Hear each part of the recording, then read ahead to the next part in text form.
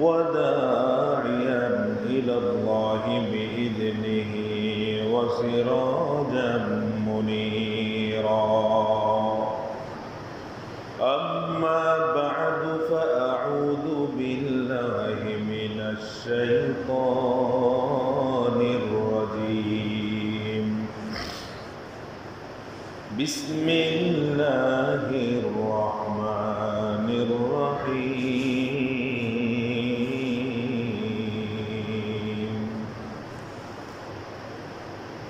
أولئك الذين امتحن الله قلوبهم للتقوى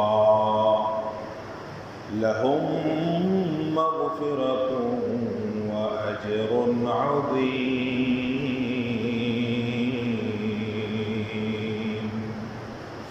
صدق الله العظيم. وقال رسول الله صلى الله عليه وسلم: أصحابي كالنجوم بأيهم اقتديتم اهتديتم، أو كما قال عليه الصلاة والسلام. وقال تعالى في شأن حبيبه: إن الله وملائكته يصلون على النبي يا أيها الذين آمنوا صلوا عليه وسلموا تسلیما. او زمانہ میں معزز تھے،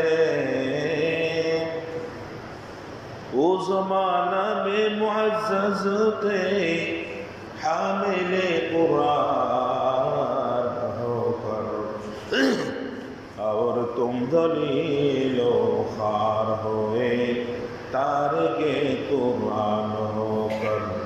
بلغ العلا بکمالہ کشف الدجى بجمالہ حسنت جمیع خصالہ.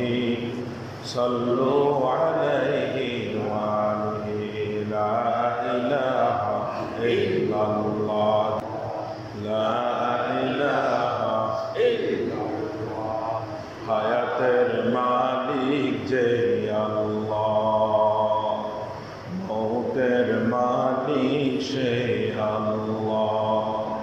আসমানের মালিক যে আল্লাহ, জমিনের মালিক সে আল্লাহ. লা ইলাহা ইল্লাল্লাহ, লা ইলাহা ইল্লাল্লাহ, লা ইলাহা ইল্লাল্লাহ মুহাম্মাদুর রাসূলুল্লাহ sallallahu alayhi wa sallam. مقبول تو ہے شاذ ہے قابل تو بہت ہے، مقبول تو ہے شاذ ہے قابل تو بہت ہے. اینا کے منندے تو نہیں دل تو بہت ہے، اینا کے منندے تو نہیں دل تو بہت ہے. ایک چشم زدن غافل ازا شاہ نباشی، ایک چشم زدن غافل ازا شاہ نباشی. شاید کہ نگاہ کن داغا نباشی، شاید کہ نگاہ کن داغا نباشی. الفت میں برابر ہو وفا ہو کہ جفا ہو، ہر چیز میں لذت ہو اگر دل میں مزہ ہو، ہر چیز میں لذت ہو اگر دل میں مزہ ہو. دنیا میں ہو دنیا کا طلبگار نہیں ہو، بازار سے گزر ہو خریدار نہیں ہو. बाजार से गुजर हो खरीदार नहीं हो। उलाइका अल्लज़ीना इम्तहना अल्लाहु क़ुलूबहुम लित्तक़वा लहुम मग़फ़िरतुन व अज्रुन अज़ीम। अल्लाहु अकबर। আল্লাহ পাক রব্বুল আলামিন সাহাবা কেরামের ব্যাপারে কোরআনের অনেক জায়গায় আলোচনা করেছেন। আল্লাহ তাআলা এই জায়গায় বলতেছেন উলাইকা আল্লাযীনা ইমতাহানাল্লাহু কুলুবাহুম লিত্তাকওয়া। ও দুনিয়ার মানুষেরা শোনো, এরা হলো ওই সমস্ত ব্যক্তি যাদের অন্তরকে আল্লাহ তাআলা তাকওয়ার জন্য কোঠা করেছেন। সুবহানাল্লাহ। লাহুম মাগফিরাতুন ওয়া আজরুন আযীম। আল্লাহ তাআলা স্পষ্ট কোরআনুল কারীমের মধ্যে বলে দিয়েছেন এই সমস্ত সাহাবায়ে কেরামদের জন্য রয়েছে প্রতিদান। লাহুম মাগফিরাতুন, তাদের জন্য সর্বপ্রথম যেটা থাকবে সেটা হলো ক্ষমা। ওয়া আজরুন আযীম, আর অগণিত অসংখ্য প্রতিদান আল্লাহ তাআলা তাদের জন্য ব্যবস্থা করে রেখে দিয়েছেন। সুবহানাল্লাহ। কোরআনুল কারীমে আরেক জায়গায় আল্লাহ তাআলা বলতেছেন রাদিয়াল্লাহু আনহুম ওয়া রাদু আন। সাহাবা কেরামের ব্যাপারে আল্লাহ তাআলা বলেছেন যে আল্লাহ তাআলা তাদের উপরে সন্তুষ্ট, তারাও আল্লাহর উপরে সন্তুষ্ট। বলেন তো দেখি, আল্লাহ যার উপরে সন্তুষ্ট হয়ে যায় তার সমালোচনা করা আমাদের জিহ্বা দ্বারা সাজে নাকি? বলেন। এরপরে আল্লাহ তাআলা সূরা বাকারার মধ্যে বলতেছেন আমিনু কামা আমানান নাস। সমস্ত মুফাসসিরে কেরামগণ একমত, এখানে মানুষ দ্বারা সাহাবায়ে কেরামের জামাতকে বোঝানো হয়েছে। অর্থাৎ সাহাবায়ে কেরামগণ যেরকম ভাবে ঈমান আনয়ন করেছে তোমরাও সেরকম ভাবে ঈমান আনয়ন করো। সুবহানাল্লাহ। তাহলে কোরআনুল কারীম আর হাদিসের ভান্ডার সামনে থাকলে কোনো জ্ঞানী মানুষ, কোনো চাক্ষুষ মানুষ কখনোই কোনোদিন সাহাবাদেরকে সমালোচনা করতে পারে? সাহাবায়ে কেরামের সমালোচনা কখনোই কোনো জ্ঞানীবান ব্যক্তি করতে পারে না। কিন্তু তথাকথিত কিছু নামধারী মডার্ন তারা সাহাবায়ে কেরামের দোষ নিয়ে সমালোচনা করে, সাহাবাদের দোষ চর্চা করে, বলে জঙ্গে জামাল, জঙ্গে সিফিন, এই দুইটার যুদ্ধ মুসলমানরা ক্ষমতার লোভে, সাহাবায়ে কেরামগণের জামাত ক্ষমতার লোভে একে অপরকে হত্যা করছে। আওয়াজ করে বলেন নাউজুবিল্লাহ। জঙ্গে জামাল, জঙ্গে সিফিনের এ টু জেড ইতিহাস যার জানা থাকবে, ইতিহাস পুরাটা যার সামনে থাকবে, রাসূল করিম সাল্লাল্লাহু আলাইহি ওয়াসাল্লামের ভবিষ্যৎবাণী সম্বলিত হাদিসগুলো যার সামনে থাকবে, সে কোনোদিন এই কথা বলতে পারে না যে সাহাবায়ে কেরামগণ ক্ষমতার লোভে আপসের মধ্যে লড়াই করেছে। ঠিক কিনা ভাইরা আমার? সাহাবায়ে কেরামগণ সব প্রত্যেকটা কদম উঠাইছেন তো আল্লাহর সন্তুষ্ট, আল্লাহর রাজি আর খুশি আছে কিনা সেটা জেনে তারপরে উঠিয়েছে। প্রত্যেকটা নকল ও হরকত সাহাবায়ে কেরামগণ শিখেছিলেন কার কাছ থেকে? আল্লাহর রাসূলের কাছ থেকে শিখেছেন। সাহাবায়ে কেরাম কাদেরকে বলা? যারা ঈমান অবস্থায় আল্লাহর রাসূলকে দেখছেন আর ঈমান অবস্থায় আবার ইন্তেকাল করেছেন, তারাই তো সাহাবী। কথা বুঝে আসছে নাকি ভাই? এই জন্য ভাই দোস্ত বুজুর্গ, সাহাবীদের ব্যাপারে আল্লাহ রাসূল বলছেন আমার একজন নগণ্য সাহাবীকে যদি তোমরা অনুসরণ করো তাহলে তোমরা হেদায়েত পেয়ে যাইবা। বড় পীর আব্দুল কাদের জিলানী রাহমাতুল্লাহি আলাইহি, উনি কত বড় বুজুর্গ ছিলেন, কত বড় কাশফওয়ালা বুজুর্গ ছিলেন, সকলেরই জানা। এই বড় পীর আব্দুল কাদের জিলানী রাহমাতুল্লাহি আলাইহি সাহাবায়ে কেরামদের মর্তবা বর্ণনা করতে গিয়া বলেন, সাহাবায়ে কেরামগণ জিহাদে যাওয়ার সময় ঘোড়ার নাকের মধ্যে যে সমস্ত ধুলাবালিগুলো প্রবেশ করে, যে সমস্ত ধুলাবালি, আমি আব্দুল কাদের জিলানীর মতো হাজারো আব্দুল কাদের জিলানীকে যদি এক পাল্লায় রাখা হয় আর অপর পাল্লায় যদি সেই ধুলাবালি রাখা হয়, তবুও আব্দুল কাদের জিলানী তাদের সমকক্ষ হবে না। এই হলো সাহাবীদের মর্তবা, সাহাবীদের ইজ্জত। আর আমরা ১৫০০ বছর পরে এসে লম্বা টেবিল, গোল টেবিলে বসে বসে সাহাবায়ে কেরামের সমালোচনা করি। তোমার মতো বড় পাপী, তোমার মতো এরকম পথভ্রষ্ট আর দ্বিতীয় কেউ হতে পারে না। ভাইয়েরা আমার বলেন, আল্লাহর হাবিব সাল্লাল্লাহু আলাইহি ওয়াসাল্লাম যিনি সাহাবাদেরকে সর্বদিক দিয়ে তদারকি করে করে সাহাবাদেরকে শুরু থেকে নিয়ে শেষ পর্যন্ত প্রত্যেকটা নকল আর হরকত, চলাফেরা, উঠা বসা সব কিছু সাহাবায়ে কেরামগণ শিখেছেন আল্লাহর রাসূলের কাছ থেকে। তারা ইমাম শিখেছেন আল্লাহর রাসূলের কাছ থেকে, সব কিছু শিখেছেন আল্লাহ রাসূলের কাছ থেকে। আবার আল্লাহ তাআলা যাদের ব্যাপারে সার্টিফিকেট দিয়ে দিয়েছেন পবিত্র কোরআনের মধ্যে, সেখানে আমার কথা বলার কোনো অধিকারই থাকে না, ঠিক কিনা ভাইরা আমার? তো যাই হোক, আমিরে মুআবিয়া রাদিয়াল্লাহু তাআলা আনহু আপসের মধ্যে মিলে গেলেন। এদিকে খারেজি সম্প্রদায় একদল আলী রাদিয়াল্লাহু তাআলা এর বিরুদ্ধে ফতোয়া দিয়ে আলীর দল থেকে বের হয়ে গেল। তাদের নাম হলো খারেজি। এই খারেজিরা আলীর সাথে এক যুদ্ধে লিপ্ত হয়।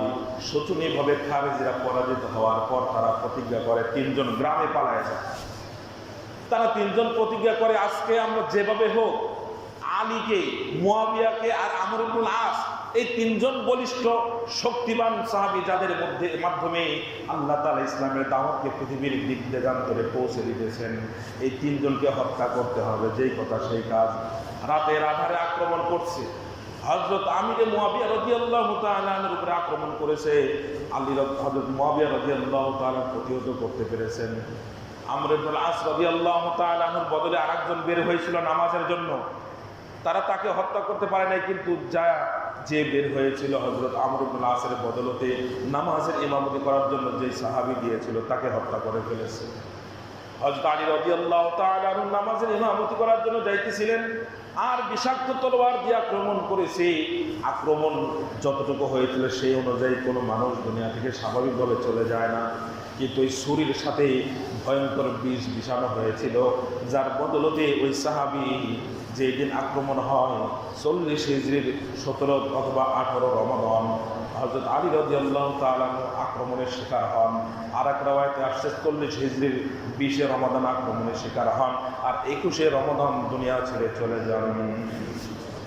আলী রাদিয়াল্লাহু তাআলা শাহাদাত বরণ করলেন আলী রাদিয়াল্লাহু তাআলা এর স্তরে। তারপরে হযরত হাসান রাদিয়াল্লাহু তাআলা খেলাফত গ্রহণ করলেন। হাসান রাদিয়াল্লাহু তাআলা এর ব্যাপারে আসছে হাদিসের মধ্যে কত তাদের মর্যাদা। আল্লাহর হাবিব সাল্লাল্লাহু আলাইহি ওয়াসাল্লামের ঠোঁট মুবারক দিয়ে হাসান হুসাইনের ঠোঁটে আল্লাহ রাসূল সাল্লাল্লাহু আলাইহি ওয়াসাল্লাম চুমা খেয়েছেন। সুবহানাল্লাহ। হাসান হুসাইনের ব্যাপারে বলছেন, এটা হাসান হুসাইন হলো আমার জান্নাতের ফুল, জান্নাতের সুবাস পাই আমি তাদের শরীরে। হাসান হুসাইনের ব্যাপারে বলছেন, আল হাসান আল হুসাইন সাইয়্যিদা শাবাবি আহলিল জান্নাহ।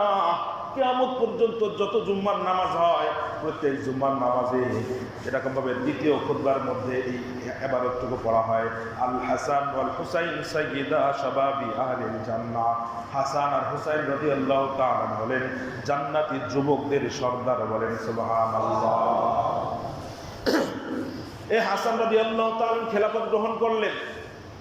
মাত্র 6 মাস তিনি খেলাফতের দায়িত্ব পালন করতেছিলেন। এর মধ্যে তিনি হঠাৎ করে চিন্তা করলেন যে মুসলমানদের মধ্যে যেটা নিয়ে বিশাল বড় দ্বন্দ্ব চলতেছে, এই খেলাফত আমি আর রাখবো না। এই হাসান রাদিয়াল্লাহু তাআলার ব্যাপারে আল্লাহ রাসূল ভবিষ্যৎবাণী করেছিলেন, আমার এই নাতি হাসানের মাধ্যমে আল্লাহ তাআলা মুসলমানদের মধ্যে চলমান বহুত বড় একটা ফিতনাকে আল্লাহ তাআলা নিরসন করে দিবেন। সেই হাদিসের প্রতিফলন ঘটেছিল এই হযরত হাসান রাদিয়াল্লাহু তাআলার খেলাফতে অধিষ্ঠিত হওয়ার পর। হযরত হাসান রাদিয়াল্লাহু তাআলা খেলাফতের 6 মাসের মাথায় গিয়া আমিরে মুআবিয়াকে বললেন, ও চাচা, আমাদের মুসলমানদের মধ্যে আর কত হানাহানি, আমার এই খেলাফত আমি চাই না। আজকের খেলাফতের দায়িত্ব সব কিছু আপনার হাতে আমি তুলে দিলাম। সুবহানাল্লাহ। তাহলে খেলাফতের প্রতি যদি লোভ লালসাই থাকতো তাহলে এটা তারা দিয়ে দিত। বলেন, হযরত হাসান রাদিয়াল্লাহু তাআলা দিয়ে দিলেন। আমিরে মুআবিয়া ইসলামী খলিফা নিযুক্ত হয়ে গেলেন। সারা দেশের মধ্যে ইসলামের দাওয়াত পুরাদমে কার্যক্রম চলতে থাকলো। ইসলামের জয় জয় করে এক অবস্থা চলতে থাকলো। 50 হিজরিতে এরকমভাবে হযরত হাসান রাদিয়াল্লাহু তাআলা তিনিও শাহাদাত বরণ করলেন। তার ইতিহাসের ভিন্ন ঘটনা, বিষ মিশিয়ে তাকে খাবারের মধ্যে বিষ দিয়ে তাকে কি করা হয়েছে? হত্যা করা হয়েছে। সমস্ত হাদিস বিশারদগণ বলেন, হাসান রাদিয়াল্লাহু তাআলার মূল হোতাকে কে খাদ্যে বিষ মিশিয়েছিল এটা যেহেতু অস্পষ্ট, এটা না বলাই ভালো। কিন্তু কেউ কেউ বলেছেন তার বিবি প্ররোচনার শিকার হয়ে ইয়াজিদের পক্ষ থেকে এরকমভাবে কিছু লোক তাকে 1,00,000 টাকা স্বর্ণ মুদ্রা তাকে দিয়েছিল যে তার খাদ্যে যদি বিষ মিশিয়ে তাকে হত্যা করতে পারে এই টাকাও তুমি লাভ করবে আর ইয়াজিদের সাথে তোমাকে বিবাহ দেওয়া হবে। এই প্ররোচনায় পড়ে তিনি খাবারের মধ্যে বিষ মিশিয়েছিলেন, কিন্তু কথাটা 100% অ্যাকুরেট না। কথা বুঝতে পারছেন? এই জন্য এই বিষয়টা আমার বলার দরকার নাই। বাকি ওনাকে খাদ্যে বিষ মিশিয়ে তাকে এরকমভাবে শহীদ করে দেওয়া হয়। হযরত আমির মুআবিয়া রাদিয়াল্লাহু তাআলা খেলাফত পরিচালনা করতে থাকলেন, সুন্দর মতো চলতে থাকলো। এরকমভাবে দাওয়াতি কার্যক্রম চলতে চলতে পাকিস্তান, এরকমভাবে আফগানিস্তান, আফগানিস্তান এই পর্যন্ত, এদিকে মিশর, এরকমভাবে আফ্রিকা সহ পৃথিবীর খুব দুর্গম দুর্গম জায়গায় ইসলামের দাওয়াত পৌঁছতে থাকলো আর ইসলাম প্রত্যেকটা জায়গায় বিজয় হতে থাকলো। বলেন সুবহানাল্লাহ। আমিরে মুআবিয়ার জামানায় সব এগুলো বিজয় হইতে থাকে, ইসলামিক খেলাফতের আওতাভুক্ত হইতে থাকে। তো ভাই দোস্ত বুজুর্গ, এরপরে হযরত আমিরে মুআবিয়া রাদিয়াল্লাহু তাআলা আনহু 70 হিজরিতে হবে, 70 হিজরিতে অথবা 60 হিজরিতে হবে। তো ওই সময় আমিরে মুআবিয়া রাদিয়াল্লাহু তাআলা আনহু তিনি শাহাদাত বরণ করবেন। এই শাহাদাতের আগ মুহূর্তে তিনি খেলাফত নিযুক্ত করলেন ইয়াজিদকে খেলাফত নিযুক্ত করলেন। ইয়াজিদ উনি ছিলেন তাবেঈ, সাহাবীর ছেলে, তাবেঈ। উনি আল্লাহ রসুলকে দেখেন নাই, উনি ছিলেন তাবেঈ। যারা রসুলকে দেখছেন তারা হলো সাহাবী ইমান অবস্থায়, যারা রসুলকে দেখছেন ইমান অবস্থায় যারা ইন্তেকাল করছেন তারা হলো কি সাহাবী। সাহাবীদেরকে যারা দেখেছেন তারা হলো তাবেঈ, তাবেঈদেরকে যারা দেখেছেন তারা হলো তাবেঈ। কথা বুঝে আসছে নাকি ভাই? তো ইয়াজিদ কোন এক অভিযানে ছিল, দামেস্কের বাহিরে তিনি ছিলেন, দামেস্কের বাহিরে ছিলেন। উনি যখন আসলেন, এসে দেখে বাবাকে অর্থাৎ আমিরে মুআবিয়া রাদিয়াল্লাহু তাআলা আনহুকে দাফন কাফন শেষ করে মানুষ বাড়ির দিকে ফিরে যাচ্ছে, তখন তিনি আসলেন, এসে জানতে পারলেন যে তার বাবা তাকে খলিফা নিযুক্ত করছেন। এরপর এটা জানার পরে তিনি চিঠির মাধ্যমে মক্কা মদিনা সহ বিভিন্ন মুসলমানদের যে সমস্ত দেশগুলো আছে প্রত্যেক জায়গায় চিঠির মাধ্যমে তিনি এরকমভাবে বায়াত গ্রহণ করতে লাগলেন। সব জায়গা থেকে এরকমভাবে হযরত আমিরে মুআবিয়ার ছেলে ইয়াজিদকে সবাই এক বাক্যে আমিরুল মুমিনিন মেনে নিল। কিন্তু মক্কা মদিনার তখনও বড় বড় 5 থেকে 7 জন 4-5 জন সাহাবী তারা তার খেলাফতকে মেনে নেন নাই। এটা কেন নেয় নাই? এটার পিছনে লম্বা ইতিহাস আছে, এটা ইনশাল্লাহ আগামী জুমায় বলবো। আজকে একটা গুরুত্বপূর্ণ বিষয় আপনাদের সামনে পেশ করতে চাই। আল্লাহর হাবিব সাল্লাল্লাহু আলাইহি ওয়াসাল্লাম আমাদের নবী, আমরা মুসলমান, আমরা তার উম্মত। কথা বুঝতেছেন, শুনতেছেন? আমরা সকলে মুসলমানরা ভাই ভাই। হাদিস শরীফের মধ্যে আসছে আল মুসলিমু কা জাসাদিন ওয়াহিদিন ইনিশতাকা আইনুহু ইশতাকা কুল্লুহু। মুসলমানরা ভাই ভাই, এক দেহের মতো। দেহের মধ্যে মাথায় আঘাত লাগলে শুধু মাথায় ব্যথিত হয় না সারা শরীরে ব্যথিত হয়? আরে কথা বলেন না কেন আপনারা? যদি হাতে আঘাত পায় সারা শরীরে খবর হয় কি হয় না? আল্লাহ রসুল বলছেন মুসলমানরা এক দেহের মতো।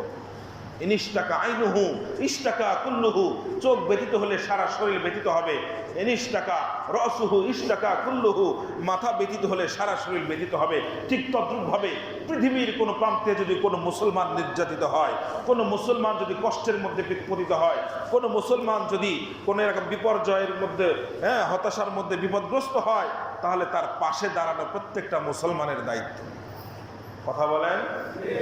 হাদিস শরীফের মধ্যে আল্লাহ রসুল বলছেন, হাদিসে কুদসির মধ্যে আল্লাহ তাআলা বলতেছেন যে বান্দা যতক্ষণ পর্যন্ত তার ভাইয়ের সাহায্য করবে, মা কানাল আবদু ফি আউনি আখিহি, যতক্ষণ পর্যন্ত বান্দা তার ভাইয়ের সাহায্য করবে আল্লাহ তাআলা তাকে ততক্ষণ পর্যন্ত সাহায্য করতে থাকবেন। সুবহানাল্লাহ। আর এক হাদিসের মধ্যে তিরমিজি শরীফের মধ্যে আসছে মান নাফাসা আন মুসলিমিন কুরবাতান মিন কুরাবিদ দুনিয়া নাফাসাল্লাহু কুরবাতান মিন কুরাবি ইয়াউমিল আখিরা। অপর রিওয়ায়াত আছে মিন কুরাবি ইয়াউমিল কিয়ামা যে ব্যক্তি কোনো মুসলমানের একটা বিপদ, একটা কষ্ট দুনিয়াতে দূর করে দিবে, আল্লাহ তাআলা তার কিয়ামতের কষ্ট দূর করে দিবেন। এরপরে এই হাদিসের শেষ অংশে বলা হয়েছে, মান ইয়াসসারা আলা মুসলিমিন ইয়াসসারাল্লাহু ইয়াউমাল কিয়ামা, যে ব্যক্তি কোনো মুসলমানের কোনো কঠিন বিষয়কে সহজ করে দিবে, আল্লাহ তাআলা কাল কিয়ামতের মাঠে তার সব কিছু সহজ করে দিবেন। বলেন সুবহানাল্লাহ। আপনারা সকলে জানেন সোশ্যাল মিডিয়ার যুগ, সকলের হাতে হাতে বড় বড় মোবাইল। এদিকে যখন সারা পৃথিবীর মানুষ, বিশেষ করে বাংলাদেশের মানুষ যখন বিশ্বকাপ খেলার আনন্দে উচ্ছ্বাসিত, আনন্দিত, বিশ্বকাপ খেলার দেখা নিয়ে ব্যস্ত, আত্মহারা, বড় বড় মনিটরে হাজার হাজার মানুষ একসাথে হয়ে যে আনন্দের মধ্যে লিপ্ত, উল্লাসের মধ্যে লিপ্ত, ঠিক এমনই সময় আমাদেরই কিছু ভাই, বিশেষ করে চট্টগ্রামে মুসলমান ভাইরা, বিজাতীয় ভাইরাও আছে, এরকম বিজাতীয় বিধর্মীরাও আছে, তারা বন্যা কবলিত হয়ে দুর্বিষহ জীবনযাপন করতেছে। আপনারা দেখলেন কয়েকদিনের ঘন বর্ষণে অনেক অঞ্চলই প্রায় এরকমভাবে ডুবে গেছে। বিশেষ করে এবারের বন্যায় চট্টগ্রামওয়ালারা খুব ক্ষতিগ্রস্ত হয়েছে। বাংলাদেশের কোনো এরকমভাবে কোনো জায়গায় কোনো দুর্যোগ হইলে সর্বপ্রথম সবথেকে অগ্রণী ভূমিকা পালন করে চট্টগ্রামবাসীরা। তো তারা আজকে বিপদগ্রস্ত, তাদের পাশে থাকার দরকার আছে না নাই? আমাদের ওলামায়ে কেরামের মধ্যে একটা আলোচনা হয়েছে, সাভার যত ওলামায়ে কেরামগণ আছেন, আলোচনা করা হয়েছে যে তাদের পাশে তো থাকার দরকার।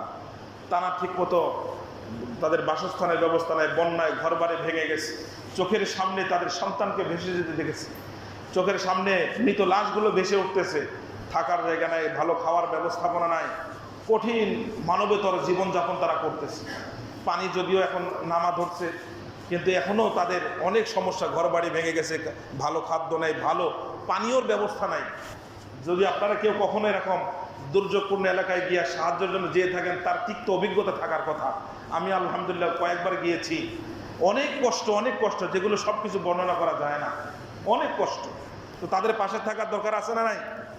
তো সকলেই উদ্যোগ গ্রহণ করছেন। আজকে প্রত্যেকটা মসজিদের মধ্যে এই বিষয় নিয়ে আলোচনা হবে। প্রত্যেকের সামর্থ্য অনুযায়ী আমি পাশে থাকার চেষ্টা করব। পারবো না ভাই? ইনশাআল্লাহ প্রত্যেকের সামর্থ্য অনুযায়ী এরকমভাবে কিছু সহযোগিতা করবেন, কিছু দান দক্ষিণা করবেন। এটা আমরা সকলেই পোষায়া, আমার 500 টাকা, 1000 টাকা, এটা তো আমরা এককভাবে সহযোগিতা করতে পারবো না। এরকমভাবে বনগাঁও ইউনিয়নের সব আমরা একসাথে করে আমাদের মধ্য থেকে প্রতিনিধি যাবে আগামী রবিবারের দিন। তো তাদের সাথে যদি মনে করে যে আমাদের বনগাঁও থেকে 2 একজন যাবে নিজ খরচে, তো তারও সাথে যাবে, গিয়ে একদম যারা মূল ভিকটিম, যারা একেবারে সমস্যার মধ্যে, তাদের হাতে হাতে গিয়ে তাদেরকে সহযোগিতা করে আসবে খুব বিশ্বস্ত মাধ্যমে ইনশাআল্লাহ। সেই জন্য প্রতি বছরে নেই, প্রতি বছর বলতে 2 বছর পর পরই এরকম সমস্যা হইতেছে। বিগত 2 বছর আগে ফেনীতে ছিল, তার 2 বছর আগে ছিল ইয়াতে সিলেট হবিগঞ্জে আছে, তারপরে আর একটা কী যেন আছে, সেখানে আমরা গিয়েছিলাম। তো এই সহযোগিতা করার জন্য আমাদের মন মানসিকতা আছে তো ইনশাআল্লাহ।